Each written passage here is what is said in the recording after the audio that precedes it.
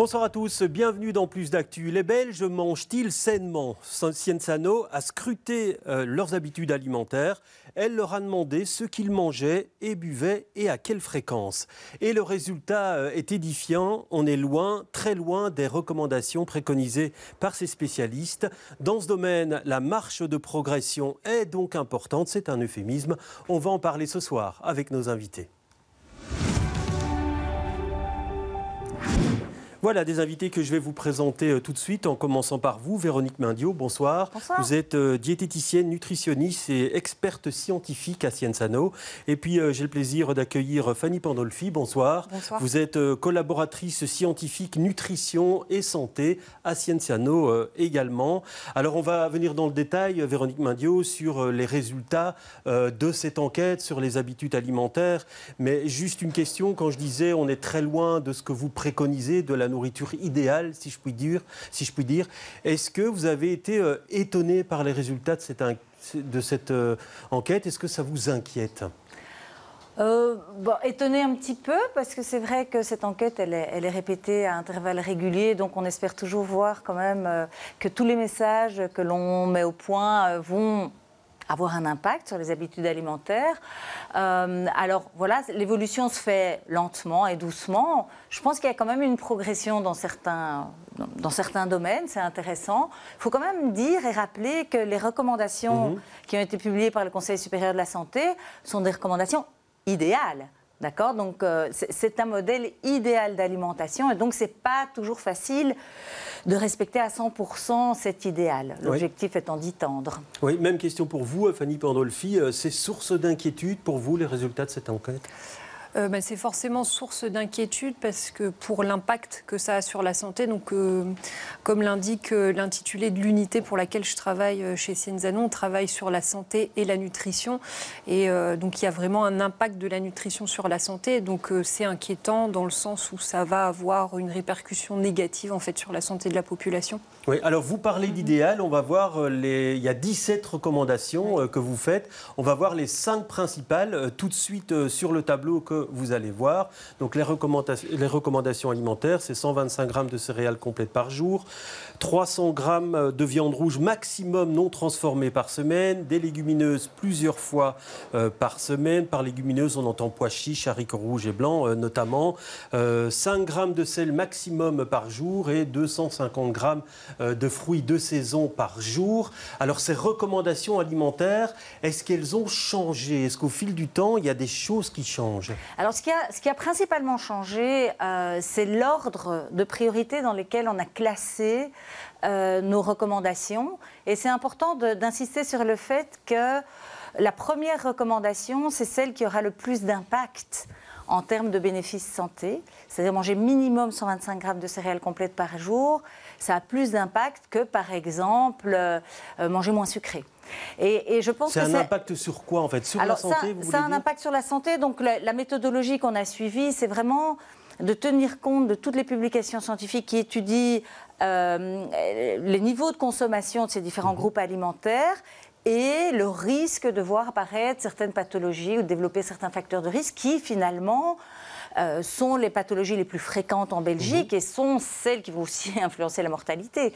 Et l'objectif de ces recommandations, c'est d'essayer de faire en sorte qu'en adoptant, en s'en rapprochant, on puisse vivre le plus longtemps possible en meilleure santé, en bonne santé, ne pas être malade, quoi, en d'autres mots. Et donc on parle de 17 recommandations. Si on essaie de les respecter le plus fidèlement possible, c'est vraiment plusieurs années d'espérance de vie en plus. C'est ça que vous dites également? C'est augmenter son espérance de vie et surtout augmenter son espérance de vie en bonne santé. Je pense que ça, c'est une précision à apporter qui est importante. Et donc, comme vous l'avez dit, réduire aussi la potentielle mortalité due aux maladies chroniques qui sont en lien avec ces aliments malsains. Donc, ça peut être les cancers, les maladies cardiovasculaires, le diabète de type 2. Oui. Et donc, par rapport à ça, quand vous faites remonter finalement une recommandation, c'est qu'elle devient plus prioritaire finalement? C'est qu'en effet, les études nous montrent que cette habitude alimentaire a plus d'impact sur la santé. Par exemple, les viandes rouges étaient plus bas dans nos précédentes recommandations. Elles sont remontées en 2e position. Donc, limiter sa consommation de viande rouge, toutes les viandes, hein, ça a plus d'impact que ce qu'on avait constaté il y a quelques années. Donc ça devient vraiment prioritaire. Alors la bonne nouvelle, c'est que la population belge n'en sort pas trop mal en termes de quantité de viande rouge consommée par semaine. Et à l'intérieur de ces viandes rouges, il y a le sujet des charcuteries. En fait, c'est principalement les charcuteries qui sont à limiter. Et là, la recommandation, elle est quand même assez sèche, puisque c'est maximum 30 grammes par semaine. Donc, ça veut dire une seule fois de la charcuterie par semaine. Parce que voilà, dans la charcuterie, on retrouve du sel, des additifs, des conservateurs, etc., qui expliquent que ça a davantage de corrélation avec le risque de développer un cancer, du diabète de type 2, etc., etc. Mais donc, c'est venu en 2e position, ces viandes et charcuteries. Mais ça veut dire qu'en les diminuant, on va essayer de donner plus de place à d'autres aliments, comme par exemple les légumineuses. Vous aviez cité tout à l'heure les pois, les fèves, les lentilles. Il y a aussi le soja qui fait partie des légumineuses. Donc, il y a le tofu qu'on connaît bien aussi, et toutes ces alternatives qui peuvent aussi avantageusement venir remplacer une garniture de pain, de la viande dans un couscous végétarien, etc. Voilà, il ne faut pas devenir végétarien pour autant, mais ça doit donner des idées. En fait. Oui, c'est ce qu'on voit en tout cas dans les recommandations, c'est l'importance des fruits et de la consommation de fruits et de légumes. C'est peut-être une lapalissade parce qu'on le répète constamment, mais vous tapez encore sur le clou, quoi. Oui, effectivement, on est encore loin du respect des recommandations. Donc il y a eu, comme ça a été évoqué, une petite amélioration. On consomme un peu plus d'eau, on consomme un peu plus de légumes par rapport à la dernière enquête, mais on est encore loin des recommandations. Donc effectivement, donc on recommande aux gens de manger plus de légumes, mais il y a la question, au-delà de la responsabilité individuelle, quelle est l'accessibilité aussi pour la population de l'achat de ces fruits et légumes. Oui, alors ce sont des recommandations. Est-ce que vous n'avez pas peur finalement que, parce qu'elles sont difficiles à atteindre ces recommandations, que ça ait un effet contre-productif, que ce soit plus culpabilisant qu'autre chose? Donc, les recommandations, c'est un avis scientifique. Et finalement, cet avis, il a été rédigé par des scientifiques. Donc, c'est vrai que, voilà, ce n'est pas des grands communicateurs, on est bien d'accord. Mais l'objectif de ces recommandations, c'est maintenant que tout le monde se les approprie. Et que donc, que ce soit au niveau d'une production alimentaire, une cantine, que ce soit au niveau d'une région, que ce soit au niveau d'une ville, d'une commune, qu'on puisse s'approprier ça et en faire quelque chose de sympa. Je pense que les messages négatifs de dire il faut éviter de manger ceci, il ne faut pas manger cela, il faut... C'est jamais porteur, on le sait bien, ça ne sert à rien. Par contre, le fait de se baser sur ces recommandations-là pour dire, bon voilà, on va créer des ateliers culinaires, on va apprendre aux enfants à cuisiner autrement, etc. Ça peut être porteur et ça peut donner des idées. Vous savez que les enfants sont des grands leviers aussi pour arriver à faire évoluer les habitudes alimentaires. On parlera dans un instant des politiques de prévention à mettre en branle pour finalement favoriser cette alimentation saine. Mais une question pour vous, parce que c'est vrai qu'on est entouré de publicité autour de ces aliments gras, ces aliments sucrés. Donc ça rend plus compliqué encore finalement cette sensibilisation.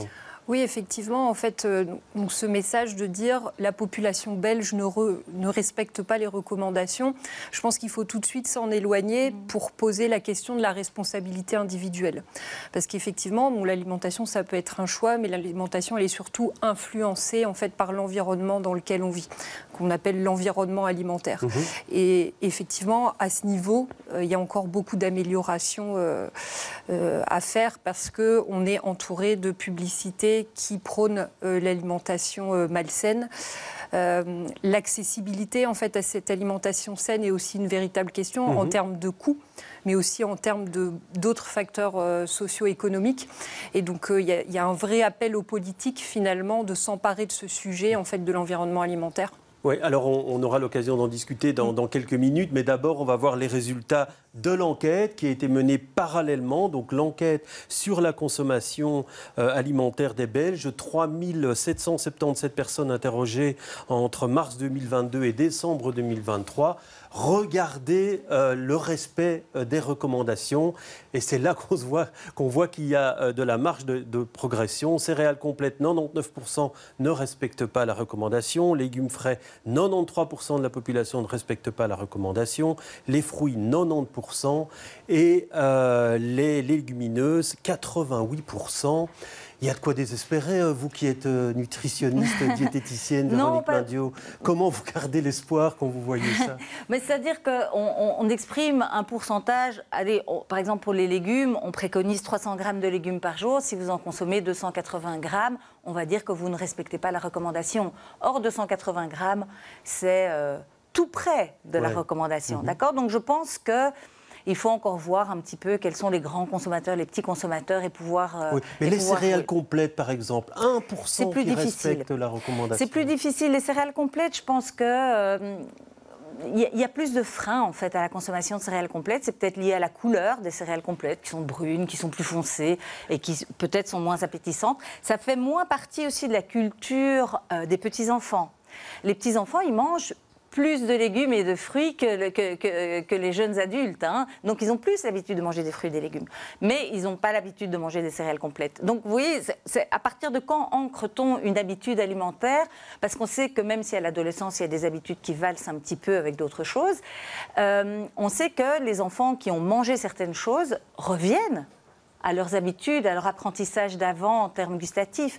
Donc voilà, je pense qu'au niveau des céréales complètes, on a des freins, il faut encore qu'on les identifie bien. Peut-être que ma collègue a des idées de ces freins et des leviers éventuellement. Mais oui, là, je pense que c'est vrai qu'on a encore vraiment du chemin à faire, du pain sur la planche, comme disait un de vos collègues. Mais justement, emparons-nous de ce défi-là pour se questionner sur comment faire manger davantage de céréales complètes, rendre ça appétissant, délicieux, gastronomique. Alors pourquoi le message, finalement, quand on voit le respect de ces recommandations, pourquoi le message de la nourriture saine passe si mal ? C'est pas qu'il passe si mal, enfin, je vais revenir peut-être à des choses que j'ai déjà mentionnées, mais je pense que globalement, la majorité de la population est plutôt au courant en fait de l'alimentation qu'ils doivent manger, de l'alimentation qui est bonne pour la santé. Après, il faut se poser la question des barrières en fait à l'accès à cette alimentation. Et donc, c'est principalement par rapport à ces facteurs-là, finalement, que les recommandations ne sont pas respectées au sein de la population. Donc pour vous, il n'y a pas de quoi désespérer finalement en voyant ces résultats ? Non, il n'y a pas de quoi désespérer, mais par contre, je pense qu'il faut se donner les moyens d'une évolution dans le futur. Et donc, ça passe forcément par peut-être des choix individuels qui sont potentiellement accompagnés. Le maillage local aussi d'ASBL, d'associations, etc., qui va soutenir en fait cette alimentation saine est très important. Et aussi au niveau politique, en fait, qui permettent en fait d'avoir une alimentation, un environnement alimentaire sain. Mais pour vous, le principal frein, c'est donc pas la connaissance, puisque vous dites, j'ai l'impression que les gens sont au courant. Le frein, c'est quoi? Est-ce que c'est le temps? Est-ce que c'est le coût? Ou alors la facilité de recourir à des produits ultra transformés ou autres? C'est une combinaison de tous ces facteurs. En fait, c'est à la fois le coût, c'est l'accessibilité alimentaire, c'est la publicité aussi qui va énormément influencer nos comportements. Et donc, il faut appuyer sur tous ces leviers en même temps, en fait, si on veut aboutir à un réel changement de comportement. Oui, alors on va voir un autre tableau. C'est toujours cette enquête alimentaire 2022-2023. On va voir donc la consommation de viande rouge transformée. 91% dépasse la recommandation. La recommandation, c'est 30 grammes par semaine. Et puis, la consommation d'alcool, 82% qui dépasse la recommandation. Et vous, votre recommandation en matière d'alcool, c'est pas d'alcool du tout. Donc là aussi, c'est assez radical. C'est assez radical parce que quand on regarde l'influence de la consommation d'alcool, par exemple, sur le risque de développer certains types de cancers, il n'y a pas de niveau minimum. c'est zéro. Dès qu'on commence à en consommer, on voit une augmentation du risque de cancer. Donc voilà, nous les scientifiques, qu'est-ce que vous voulez, on tient compte de ces résultats scientifiques et on prend une position. Maintenant, dans la publication, il y a quand même une tolérance pour les consommateurs. Une tolérance les fameuses 10 unités. Voilà, jusque 10 unités par semaine qu'on connaît bien maintenant aussi. Et laisser 2 jours d'intervalle. Tout à fait. Oui. Donc les recommandations, on est obligé d'être, factuel. On est obligé de dire la vérité. On ne peut pas mentir. On ne peut pas dire qu'il n'y a pas de risque. Vous voyez, on est obligé de dire la vérité. Maintenant, il y a moyen, dans un modèle alimentaire varié, de jouer sur les risques. Je pense que, par exemple, un consommateur de viande, si je reprends l'exemple de la charcuterie que vous avez cité, ce sont les viandes transformées, un consommateur de viande peut atténuer ses risques en consommant plus de légumes, plus de fruits, plus de céréales complètes, plus de fruits à coque, qui sont toutes des familles protectrices, en fait. Finalement, le pire, c'est de ne manger que de la viande, que de la viande et des pâtes blanches ou du riz blanc, vous voyez, céréales raffinées et viande, où là, on n'a pas d'éléments protecteurs. Donc, cette notion d'équilibre, d'ailleurs, c'est ce qu'on exploite dans la gastronomie, mais cette notion de modèle et d'équilibre, c'est quand même plus sympa qu'un message tout sec comme ça de dire maximum ceci ou zéro cela. Oui, alors ce qu'on voit aussi dans l'enquête, et c'est très clair, c'est qu'il y a, c'est que le niveau d'instruction joue, c'est-à-dire que les personnes moins instruites, elles ont tendance à avoir des comportements alimentaires moins vertueux, et il y a aussi une différence entre hommes et femmes, et puis il y a aussi des différences régionales. Donc tout ça, ça apparaît dans l'enquête aussi. Et c'est lié à quoi, selon vous, ça ?